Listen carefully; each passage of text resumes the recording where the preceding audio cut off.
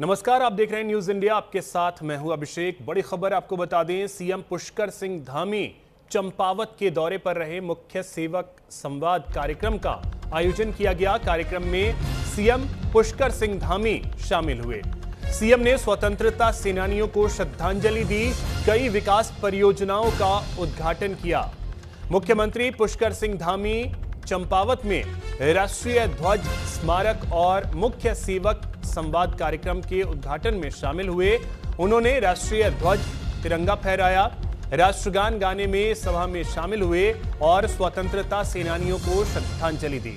इस दौरान मुख्य सेवक संवाद में मुख्यमंत्री ने समाज के विभिन्न वर्गों के लोगों और प्रतिनिधियों के साथ बातचीत की, उनके विचारों, सुझावों और अनुभवों को साझा किया और सुना।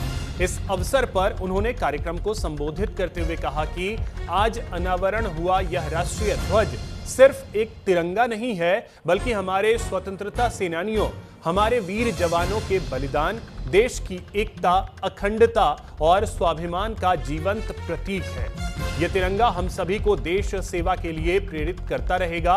मुझे खुशी है कि हमने चंपावत जिले में 36 करोड़ रुपए से अधिक की 17 विकास परियोजनाओं का उद्घाटन और शिलान्यास किया है।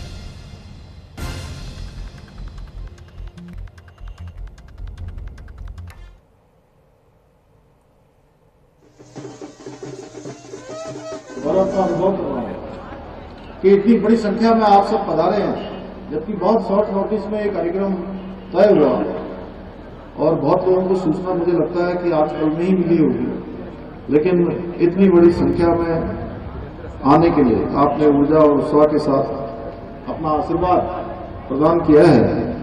सच में मैं अपने को बहुत ऊर्जा से भरा हुआ महसूस कर रहा हूं और ये ऊर्जा मुझे पूरे राज्य की सेवा करने के लिए बहुत प्रेरणा देगी, बहुत उत्साह मेरे अंदर निर्माण करेगी।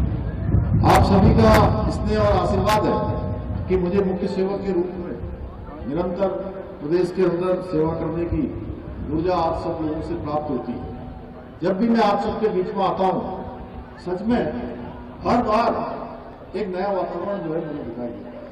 आज मैं सोच रहा था कि ध्वजा का ये कार्यक्रम है, ध्वज अनावरण का कार्यक्रम है, बहुत लोग नहीं होंगे। मुझे लगा कि 100, 200, 300, 400, 500 लोग होंगे, लेकिन मैं देख रहा हूं यहाँ पर इतनी बड़ी संख्या में आप सब आए हैं। सच में मैं आपका हृदय से धन्यवाद करता हूं और ये मेरा सौभाग्य है कि आज मुझे आप सबके साथ एक ध्वज का अनावरण करने का अवसर प्रदान हुआ है। ये राष्ट्रीय ध्वज जो आज जिसका अनावरण हुआ है, ये केवल एक तिरंगा नहीं है, बल्कि ये हमारे स्वतंत्रता संग्राम सेनानियों के त्याग, हमारे वीर जवानों के बलिदान, देश की एकता और अखंडता और स्वाभिमान का जीवंत प्रतीक है। जो राष्ट्रीय ध्वज यहाँ पर आज इसका अनावरण हुआ है, ये तिरंगा हम सभी को राष्ट्र सेवा, कर्तव्य निष्ठा और देश के लिए निरंतर समर्पित होकर, एक में होकर राष्ट्र की उन्नति के लिए, राष्ट्र के विकास के लिए, राष्ट्र के काम के लिए, समाज के काम के लिए निरंतर प्रेरणा देता रहेगा।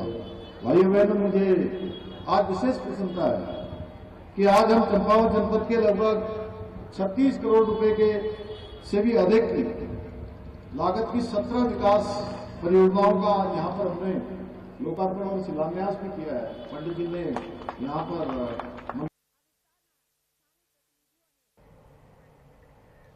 वहीं चंपावत में छात्रवृत्ति और लैपटॉप वितरण कार्यक्रम का आयोजन किया गया। मुख्यमंत्री पुष्कर सिंह धामी कार्यक्रम में शामिल हुए।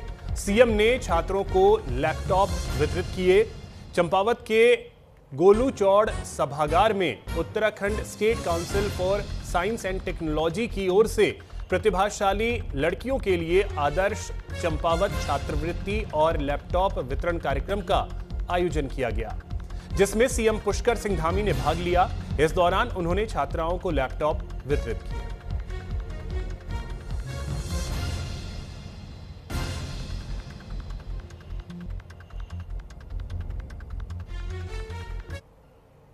प्रधानमंत्री मोदी जी का स्पष्ट मानना है 21वीं सदी भारत की प्रगति विज्ञान और तकनीकी नवाचार पर ही निर्भर करेगी। यही कारण है कि आज आप प्रधानमंत्री जी के दूरदर्शी नेतृत्व में भारत विज्ञान और प्रौद्योगिकी के क्षेत्र में उन ऊंचाइयों पर पहुंच सका है जिसकी कल्पना पहले केवल विकसित देश भी नहीं कर पाते थे।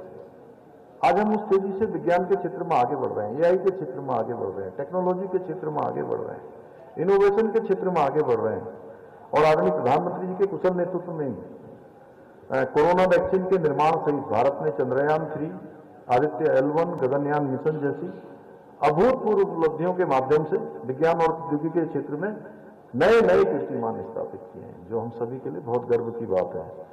और आज आदरणीय प्रधानमंत्री जी के कुशल नेतृत्व में देश में डिजिटल इंडिया अभियान के अंतर्गत artificial intelligence, machine learning, cloud computing जैसी उन्नत तकनीकों को बढ़ावा दिया जा रहा है, जिससे भारत वैश्विक तकनीकी क्रांति में भी अग्रणी भूमिका निभा सके।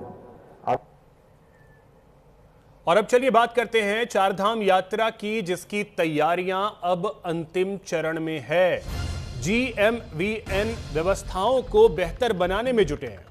कर्मचारियों की तैनाती भी सुनिश्चित की गई है। चारधाम यात्रा की तैयारियां अब अंतिम चरण में है, जहां शासन और गढ़वाल मंडल विकास निगम व्यवस्थाओं को बेहतर बनाने में जुटे हैं।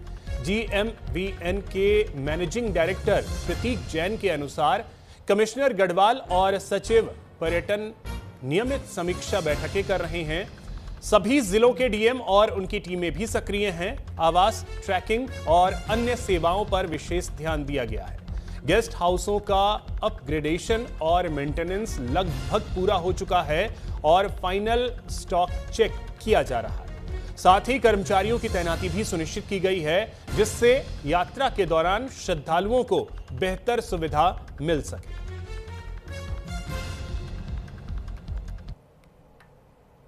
चारधाम यात्रा की तैयारी बहुत अच्छी चल रही है। कमिश्नर गढ़वाल महोदय और सेक्रेटरी टूरिज्म महोदय ऑन अ रेगुलर बेसिस हम सभी के साथ मीटिंग कर रहे हैं। सभी डिस्ट्रिक्ट्स के डीएम्स और डीएमवीएन की पूरी टीम, जहां तक कि अगर हम अकोमोडेशन की बात करें, ट्रैकिंग रूट की बात करें या जीएमवीएन से रिलेटेड बाकी सर्विसेज की बात करें, तो उस पर हम लोगों की बहुत विशेष नजर है। हमने पिछले 1 से 2 महीने में सभी सर्विसेज का, मतलब सभी गेस्ट हाउसेज का अपग्रेडेशन और मेंटेनेंस भी किया है, जो कि अभी क्लोजिंग स्टेज पे ही है।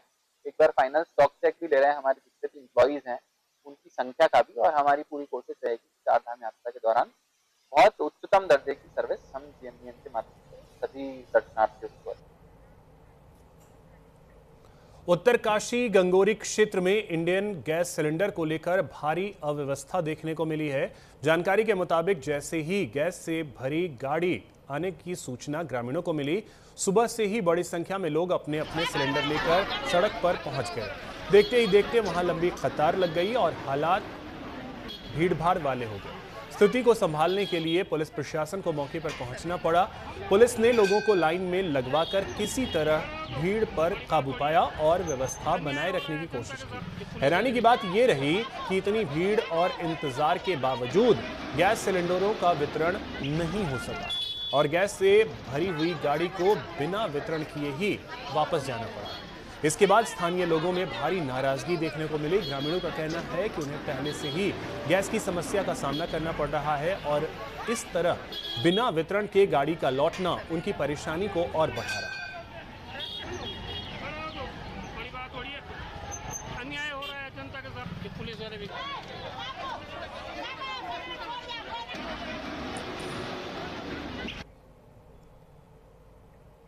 अल्मोड़ा के कांग्रेस कार्यालय में देश और प्रदेश की बदहाल कानून व्यवस्था, लगातार बढ़ते महिला अपराधों को लेकर महिला कांग्रेस जिलाध्यक्ष राधा बिष्ट ने प्रेस कॉन्फ्रेंस की। इस दौरान उन्होंने कहा कि भारत में महिलाओं की स्थिति चिंता का विषय बन चुकी है।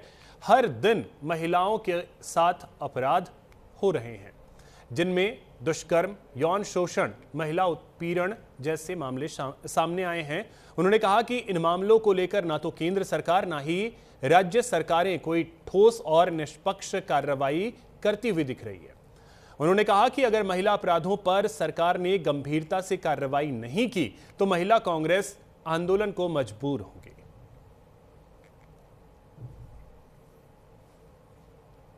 महिलाओं पे बढ़ते अपराध, उत्पीड़न, यौन शोषण और महिलाओं जो छोटी छोटी बच्चियां हैं उनके साथ उत्पीड़न और जो महिलाओं के जो दिनचर्या का वो है गैस सिलेंडर के दाम दिन प्रतिदिन बढ़ रहे हैं और जो हमारे युवा हैं वो बेरोजगार हो रहे हैं। हर हाथ में डिग्री है लेकिन उनके पास रोजगार नहीं है और शिक्षा का मतलब क्या है, इसका औचित्य है कि हम पढ़ रहे हैं और नौकरियां नहीं है। नौकरियां अगर बाय द वे कहीं पर कोई नौकरी आती भी है तो थोड़ी देर में पता चलता है कि युवा पेपर दे रहा है, पेपर देने के बाद लीक के मामले सामने आते हैं। देखिए, आज महिला कांग्रेस ने प्रेस वार्ता करी है महिलाओं की समस्याओं को लेकर के। जिस प्रकार से उत्तराखंड सरकार में रह करके हमारी बच्चियों के साथ जो उत्पीड़न और बलात्कार जैसे मामले पूर्व में भी सामने आए हैं और अभी भी उनके ऊपर कोई कार्रवाई नहीं हुई है, इसको लेकर के भी आज महिला कांग्रेस ने यहाँ पर प्रेस वार्ता करी है ताकि धामी सरकार को चेता सके। और उसके बाद महिलाओं को लेकर के जो समस्याएं हैं, जैसे देख रहे हैं हम लोग की अभी लेटेस्ट ये है कि सिलेंडर को लेकर के, गैस सिलेंडर को लेकर के महिलाएं काफी परेशान है। कितनी बार अपनी केवाईसी कराएंगे, इतनी बार केवाईसी यदि हम लोग कराएंगे तो हमको तो विदेशों में भी अगर आप लोग जाओ वहां का आंकड़ा उठाओ तो इतनी बार तो वहां पर भी केवाईसी नहीं करनी पड़ती। उस देश के नागरिक होने के नाते उनको पूर्ण मूलभूत सुविधाएं दी जाती है। आज महिला उत्पीड़न, महिला अपहरण, महिला शिक्षा, महिला रोजगार, आज ये प्रेस कॉन्फ्रेंस की गई है इस मुद्दों को लेकर जिसमें सरकार विफल हो चुकी है। आज महिला अपने हक के लिए सड़कों पर है क्योंकि महिला सड़कों पर और घर में महरूम नहीं है। आज जो महिलाएं हैं असुरक्षित महसूस कर रही हैं और आज अगर देखा जाए क्राइम रिपोर्ट ऑफ इंडिया के रिपोर्ट के अनुसार पूरे देश में 1,05,878 केस दर्ज हुए हैं एक साल में और वहीं उत्तराखंड में अगर देखा जाए महिलाओं का रेशियो एक साल में 1500 से अपहरण हो रहे हैं जिसको केस जो दर्ज किए हैं और जो दर्ज नहीं किए हैं वो हजारों की संख्या में है। ये आंकड़े क्राइम ऑफ इंडिया का रिपोर्ट के अनुसार उत्तराखंड में है। उत्तराखंड में हाल के दिनों में कांग्रेस में शामिल हुए बीजेपी नेताओं पर तंज कसते हुए कैबिनेट मंत्री सुबोध उनियाल ने कहा कि जो भी कांग्रेस में शामिल हुआ है वह एक फ्यूज बल्ब की तरह है और यह फ्यूज बल्ब कहीं भी रहे रोशनी नहीं दे सकते, लिहाजा उनके जाने आने से कोई फर्क पार्टी को नहीं पड़ता है। साथ ही उन्होंने यह भी कहा कि कांग्रेस में अंतर्कलह इतनी है कि उनके जो भी कार्यक्रम होते हैं वह दिल्ली दरबार में ही होते हैं। प्रदेश स्तर पर कांग्रेस गुटबाजी के चलते कोई कार्यक्रम आयोजित नहीं कर पाती। कांग्रेस की आज क्या स्थिति है सबके सामने है। इस तरह से एक ड्रामा दिल्ली में जाके रचा गया और मुझे बताया कि कोई भी व्यक्ति भारतीय जनता पार्टी का सदस्य भी नहीं था। पूर्व में ही ये लोग भाजपा से हटा दिए गए थे या छोड़ चुके थे, किसी का टिकट नहीं दिया गया, वो छोड़ छोड़ा। तो आज इन दिल्ली में जिस तरह से कार्यक्रम करके भ्रमित करने का प्रयास कर रही थी, तो कहीं ना कहीं ये लगता है कि जिस तरह उनके दिल्ली के नेता भी कई बार कांग्रेस के, मैंने अखबारों में पढ़ने को मुझे मिला कि प्रभारियों के खिलाफ भी कांग्रेस के नेताओं के बयान थे कि आते नहीं है, दिल्ली बैठ के निर्णय लेते हैं। तो इसी तरह दिल्ली में ज्वाइनिंग हुई है, यही मुख्यमंत्री का कहना था। देहरादून में शिक्षा व्यवस्था को लेकर एक बार फिर सियासत तेज हो गई है। निजी स्कूलों की बढ़ती मनमानी, फीस और छात्रों के शोषण जैसे मुद्दों पर सरकार सख्त रुख अपनाने की तैयारी में नजर आ रही है। प्रदेश बीजेपी प्रवक्ता मथुरा दत्त जोशी ने इस मामले में सरकार का पक्ष रखते हुए कहा कि कानून तो बनाए जाते हैं लेकिन उनका सही तरीके से पालन नहीं हो पाता। उन्होंने स्पष्ट किया कि शिक्षा में गुणवत्ता सुधार सरकार की प्राथमिकता है और इसके लिए लगातार प्रयास किए जा रहे हैं। निजी स्कूलों पर नियंत्रण को लेकर पहले भी नियम बनाए गए थे और जरूरत पड़ी तो इस बार भी सख्त नियम लागू किए जाएंगे। सरकार के लिए आम जनता और छात्रों का हित सर्वोपरि है और इसी दिशा में कदम उठाए जाएंगे। शिक्षा में गुणवत्तापूर्वक सुधार लाने के लिए सरकार हर संभव प्रयास कर रही है। जहाँ तक प्राइवेट स्कूलों में अंकुश लगाने की बात है, सरकार ने पिछली बार भी एक एसओपी बनाई थी और अब की बार भी एक एसओपी बनेगी। और अगर इतनी मनमानी चलती रही है तो निश्चित रूप से सरकार कठोर कार्रवाई करने से भी नहीं हिचकेगी। आम जनता का हित और छात्रों का हित सरकार के लिए सर्वोपरि है। सरकार आम जनता के हित में काम करती है और जिस तरीके से प्राइवेट स्कूल, प्राइवेट शिक्षण संस्थाएं टॉर्चर करने का काम कर रही हैं, शोषण करने का काम कर रही हैं, तो इस सरकार के संज्ञान में ये मामला है। काला ढूंगी के बैल पड़ाव निवासी 7 साल की बच्ची ने डांस प्रतियोगिता में रनर अप अवार्ड जीतकर बैल पड़ाव क्षेत्र सहित उत्तराखंड का नाम पूरे देश में रोशन किया है। उनके शानदार प्रदर्शन पर परिजन सहित क्षेत्रवासियों ने खुशी व्यक्त करते हुए बच्ची के उज्जवल भविष्य की कामना की। आपको बता दें कि 7 साल की मासूम ने डांस प्रतियोगिता में देश भर में तीसरा स्थान प्राप्त कर अवार्ड अपने नाम किया। यह प्रतियोगिता चंडीगढ़ में 24 मार्च को आयोजित की गई, जिसके फाइनल राउंड में गुरकीरत कौर ने रनर अप का अवार्ड जीतकर इस ट्रॉफी को अपने नाम किया। वहीं इस जीत का श्रेय बच्ची ने अपनी माता को दिया।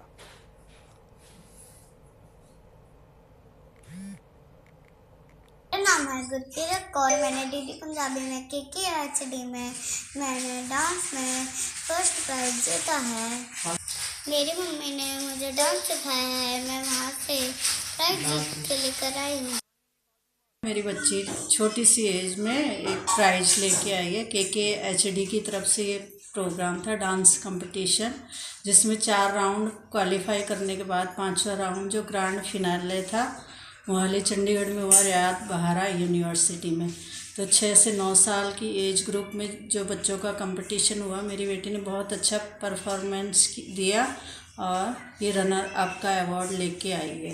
ये बच्ची में खुद ही टैलेंटेड है, मतलब डांस के प्रति अच्छा इसे शौक़ था शुरू से, तो खुद ही प्रैक्टिस करती है। लेकिन मैं थोड़ा गाइड करती हूँ।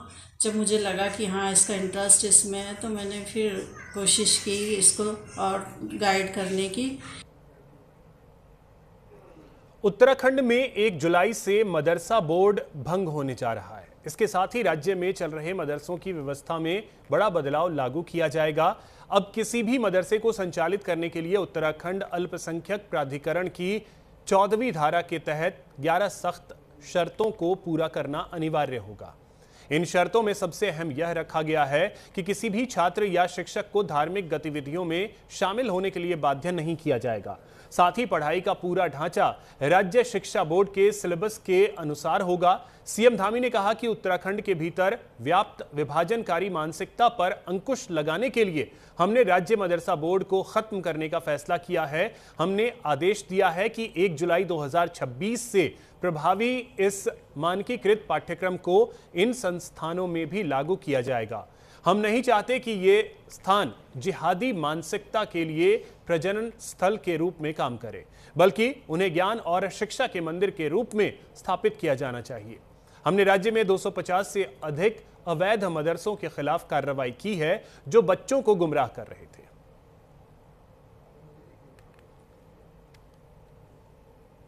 अपनी वोट बैंक की राजनीति के चक्कर में सच्चाई का सामना नहीं करना चाहती। भाइयों बहनों, उत्तराखंड के अंदर पनप रही विभाजनकारी मानसिकता पर अंकुश लगाने के लिए हमने राज्य का मदरसा बोर्ड भी समाप्त करने का निर्णय लिया।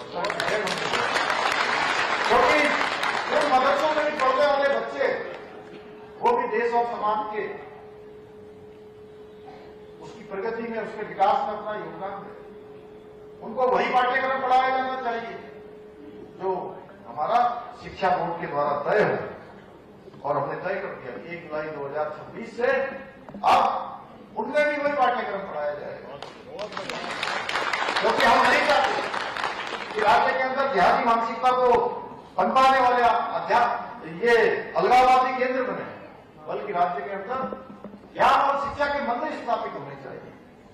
हमने राज्य में ऐसे बच्चों को गुमराह करने वाले 250 से अधिक जो अवैध मदरसे थे, जिनमें बच्चों को अच्छी तालीम, अच्छी शिक्षा नहीं दी जा रही थी, उनमें पहचान ऐसी थी नहीं कि कौन से बच्चे कहां से आए, कौन कहां से आए, उनका इतिहास कुछ नहीं पता था। ऐसे केंद्रों पर हमने ताला लगाने का काम भी किया है। और जब हम इसका भी ताला लगाते हैं तो कांग्रेस के लोगों को इसमें भी परेशानी होती है, इसमें भी उनके पेट दुखता है, बहुत ज्यादा अपच होने लगती है। मुख्यमंत्री पुष्कर सिंह धामी चंपावत पहुंचे, जहां उन्होंने साइंस सेंटर का निरीक्षण किया, कार्य में गुणवत्ता बनाए जाने के निर्देश दिए, साथ ही करोड़ों की विकास योजनाओं का लोकार्पण किया। आपको बता दें कि सीएम ने 100 फीट ऊंचे तिरंगे का भी अनावरण किया और जनसभा में सभी जनता का स्वागत कर संबोधित किया।